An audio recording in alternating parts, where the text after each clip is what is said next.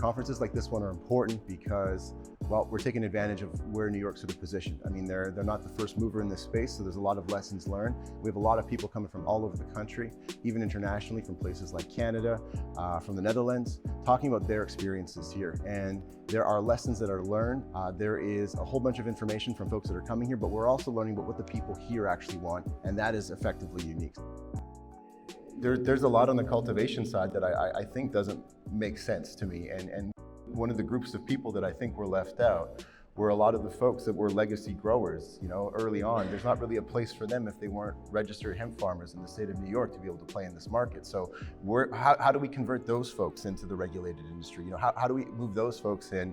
And if they're not in the retail part, then they really don't sort of have a play in this yet. So I think that's one point of concern. The other is that it's hemp farmers that are conditional cannabis cultivators now, right? And that's typically folks that are growing either outdoors or in greenhouses.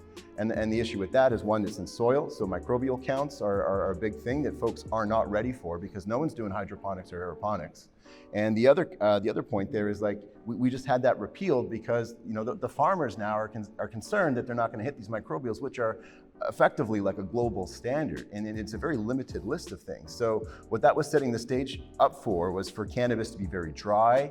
It was going to have to be irradiated, effectively microwave cannabis to be able to meet these microbial limits where terpenes would be evaporated off. It would be tasteless, odorless, and folks would want to go back to the stores that you're mentioning there that were basically selling the illicit, untested, unregulated product that could be laced with pesticides and God knows what.